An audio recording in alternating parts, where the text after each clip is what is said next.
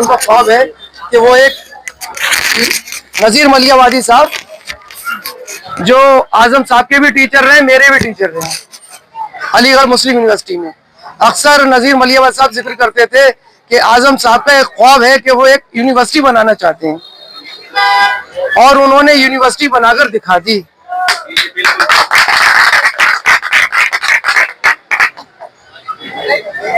यूनिवर्सिटियां बड़ी मुश्किल में बनती हैं, और आज हमारे हिंदुस्तान ने जो तरक्की की है हर फील्ड में, अगर यूनिवर्सिटियां नहीं होती तो हमारी तरक्की बिल्कुल नहीं होती। यूनिवर्सिटियां किसी भी नाम से बनती हैं, ज्यादातर महापुरुषों के नाम से बनती हैं। ये जो नाम है मोहम्मद अली जौहर, इन्होंने जो आज़ादी के लिए किया, जो कुर्बानी दी, ये यूनिवर्सिटी इन्हीं के नाम से रहना चाहिए। ये इत्तेफाक है कि 38 फैकल्टी जो है बिल्डिंग्स का नक्शा नहीं है, लेकिन कानून है, फाइन पड़ जाता है, माफ भी किया जा सकता है। यूनिवर्सिटी अगर नहीं रहेंगी तो देश का भविष्य अंधा हो जाएगा, गूंगा हो जाएगा, बहरा हो जाएगा। मैं अगर आज पढ़ा लिखा नहीं होता, वकील नहीं होता, आप लोगों के बीच में बोल नहीं रहा होता। ये मेरा भाई बैठा है तकसीर, इसने मुझे दूर से पहचान लिया। सारे लोग, पूरे हिंदुस्तान के लोग जहां जहां हैं, जहां भी हैं, यहाँ पर आए, अपनी बात रखें। मैं रोजाना देख रहा था, मैं तो एक चादर लाने को था शुरू में कि मैं चादर यहाँ बिछाऊं और मैं भी बैठ जाऊं। इत्तेफाक से आप लोगों ने धरना शुरू कर दिया, मैं बहुत खुश हुआ।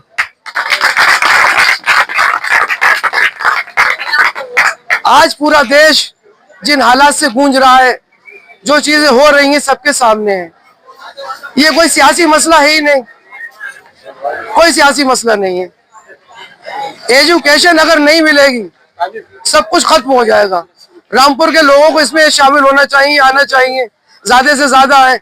मैं ये देख रहा हूँ लोग दूर दूर से बैठकर तो भाषणबाजी कर रहे हैं, बोल रहे हैं, लेकिन यहाँ भी उनको आना चाहिए। जब यहाँ आएंगे तो गवर्नमेंट को भी एहसास होगा कि ये जरूरत है।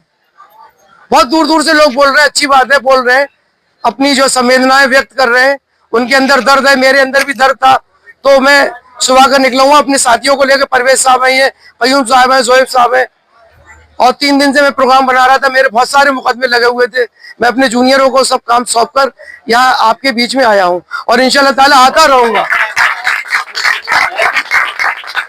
और मैं आता ही रहूंगा, और मुझसे जो होगा मैं करूंगा, जिस लायक हूँ।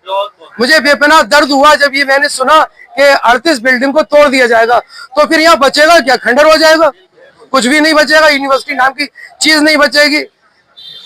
यहाँ के डीएम साहब ने पता नहीं कितने मजबूत दिल से एकदम उन्होंने नोटिस जारी कर दिया कि इनको डिमोलिश कर दिया जाएगा। उनको सोचना चाहिए था, समझना चाहिए था। यूनिवर्सिटियां बहुत मुश्किल से बनती हैं, बनती ही कहाँ है। होना तो ये चाहिए हर जिले में एक यूनिवर्सिटी हो। आज हमारे देश की जितनी आवाम है, जनता है, उसके हिसाब से तो यूनिवर्सिटियां बहुत कम है। और कितनी मुश्किल से एक ख्वाब था जिसको सजाया आजम साहब ने। ये कोई लड़ाई झगड़े की बात ही नहीं है।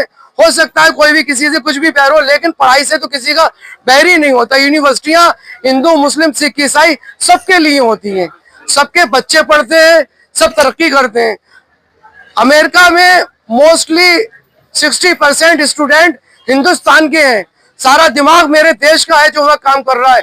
डॉक्टर हो, इंजीनियर हो, प्रोफेसर है, सारे लोग इंडियंस वह काम करते हैं। और वो कहां से गए? इसी देश से गए। अगर इस देश में वो यूनिवर्सिटियां नहीं होती तो हम वहां कहां से होते? तो मेरे भाइयों, इस ज्यादा से ज्यादा मजबूती से जुड़ जाइए। मेरी आवाज जहां जहां जा रही है, ज्यादा से ज्यादा तादाद में लोग ये शामिल होने आइए। इस यूनिवर्सिटी को बचा लीजिए। ये बच गई तो समझ लीजिए हिंदुस्तान का भविष्य बच गया। और अगर ये टूट गई, यकीन मानिए बहुत पीछे हम चले जाएंगे। आज ये टूटेगी, फिर कोई बहाना बना के दूसरी यूनिवर्सिटी टूटेगी।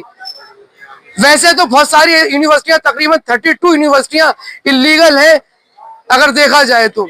एक नक्शे की वजह से आप इसको तोड़ देंगे। नक्शा नहीं है, नक्शा तो रेगुलेट हो सकता है, पर दोबारा बन सकता है। जो फाइन है, फाइन भरा जा सकता है। अगर देश के लोग 1-1 रुपया देंगे तो इसका फाइन भर देंगे। लेकिन आप मजबूती से, दिल से, दिमाग से इस यूनिवर्सिटी को बचाने का सोचिए, बिगाड़ने का मत सोचिए। सत्ताएं आती हैं जाती हैं, बनेंगी बिगड़ेंगी, लेकिन यूनिवर्सिटियां नहीं बनती हैं।